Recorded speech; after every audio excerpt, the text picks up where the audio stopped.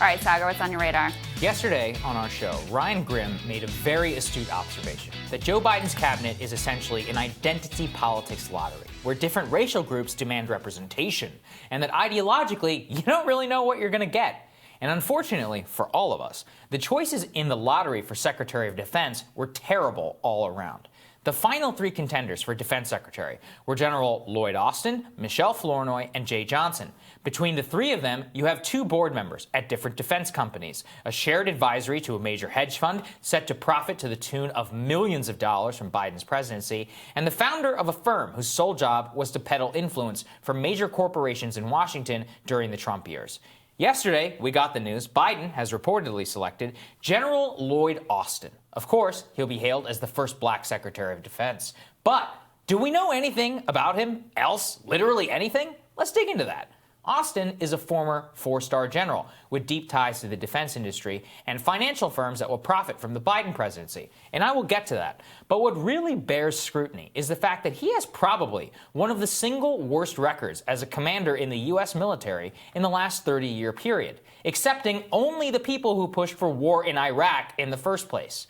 In a previous life, I actually used to cover Austin and his region as a Pentagon correspondent, so I fondly remember some of his obfuscations and lies. Let's start at the beginning for Austin, and I know it's ancient history now, but back in 2010, he made news for taking over command of U.S. military forces in Iraq in September 2010.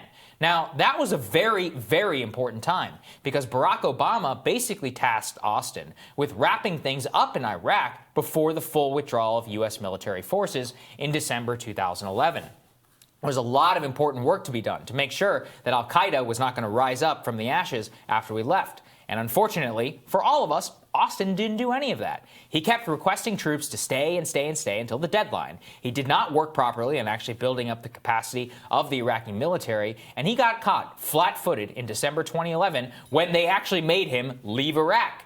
Didn't take long before al-Qaeda rose up again. Iraqi government lost all of its legitimacy. Lo and behold, ISIS rose from the ashes and took the city of Mosul.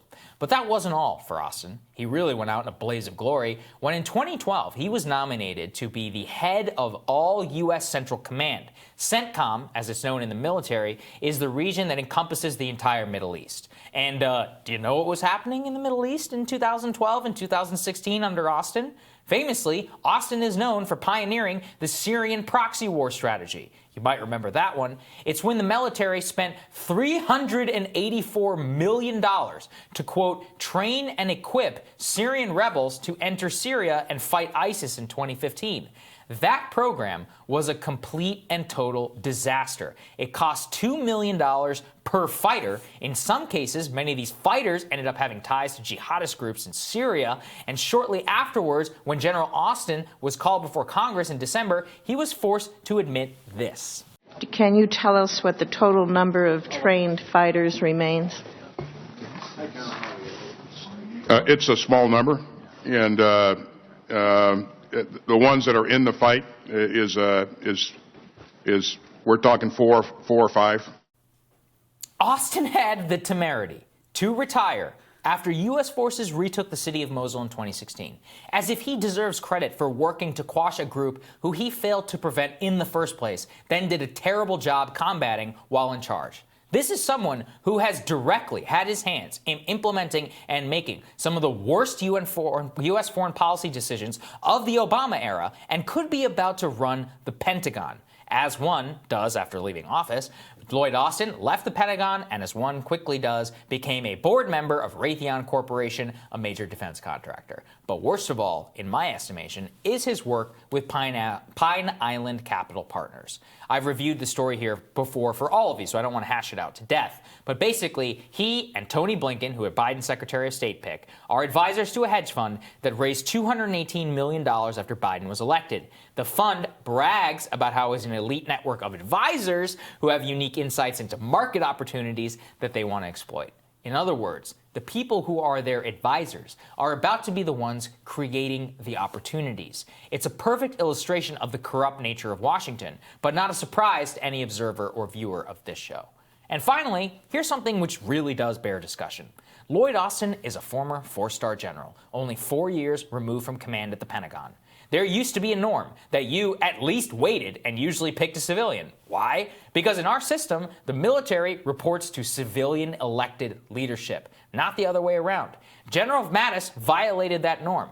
Most people went along because he was the mad dog. And the result is that we actually got a person wholly bought into Pentagon globalist ideology who did a terrible job as defense secretary. What do you think you're going to get from Lloyd Austin? Literally, more of the same. This is an institution where questioning things gets you fired and saying yes, sir, gets you promoted. It makes you think and breathe and act business as usual, which is the last thing that you need in this country at the Pentagon. His former uniform alone is disqualifying, in my opinion, and I wish I had seen that more before Mattis. I hope we don't make the mistake again, but I deeply fear that we're about to do it all over. And you look, I mean, that clip is incredible, by the way. Four or five that we trained? Like, oh, cool. What? Yeah, so half were dead, the other half were jihadists. Nice, really Way good to job. go, way to go. $384 million.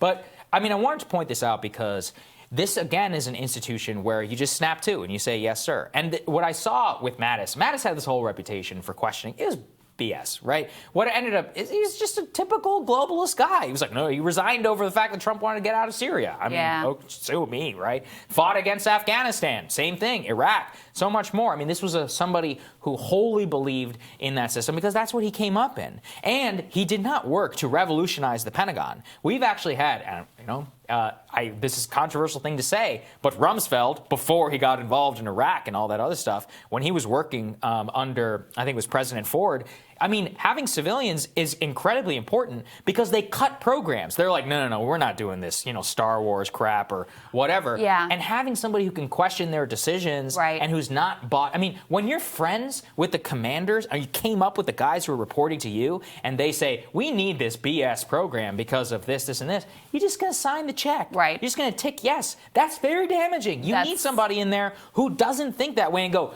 actually, why? Why do you need that? And these aren't your friends and buddies. Yes. I mean, that's the thing is it's conflict of interest all the way around. It's conflict of interest with regards to a cozy relationship with all of the top military brass. So there's that piece. And then Board of Raytheon. So, and, it's so sad because if you even point that out, people are like, well, who are you going to pick? Who doesn't have these conflicts of interest? And it's sort of like, you got a point there because they all sell out. Like they all do it. They all trade their position in order for influence and power and money. So you have that dynamic. It's also, I was thinking sort of zooming out in terms of these picks and what the promise of the Biden campaign was, which is a very minimal promise, by the way, of we're going to return to normal. We're going to restore the norms. Yes. And we're going to, restore the soul of the nation, whatever that means. So you pick in your restore the soul of the nation and restore the norms, you're going to pick Neera Tanden, who's like one of the most toxic people on the planet, most toxic and divisive people in American politics. Like, you're going to pick her for your restore the soul project, and you're going to pick Lloyd Austin, which even if you put aside, which I don't, I think the Raytheon board positioning in and of itself is disqualifying. Even if you put that aside, like, you are breaking the very same norm here that Donald Trump broke. And by the way, this isn't also just one of those things that's like, this is just how we do things in this town. It's actually codified. You actually have to pass a waiver. You have to pass an exemption. You have to pass a waiver in order for Lloyd Austin to actually ascend to this position. Now, there is some question of whether that is actually going to occur. There are a number of Republicans who have said that they aren't in support of the waiver. And you actually had Elizabeth Warren come out yesterday and say that she was not going to support another waiver here. So sadly, Bernie Sanders and Ro Khanna were on the other side of that, which is very disappointing for a variety of reasons. But this is not a slam dunk. Not, unfortunately, because anyone cares about the corrupting influence of having served on Raytheon's board or Pine Island Capital Partners, but because of that specific issue of the waiver and the civilian control of the military, which is not nothing. Like, as you point out, that is actually an important principle and norm. It's incredibly important. Yeah. And it's something which it can sound very hokey whenever you're talking about it, but it matters so much. As I saw really under Madison, having covered exactly how he ran the Pentagon. It was all just business as usual. He knew all the guys in the building, friends with the commanders. I'm not saying that he wasn't willing to question them, but you need people who are willing to go in there and ask fundamental questions about different programs and different things, because that's civilian elected leadership. You're supposed to come in and be like, yeah, I don't know about this whole thing, right? And then they have to sit there and they're like, well, sir, we need it. They should have to justify it to you. Very rarely the situation.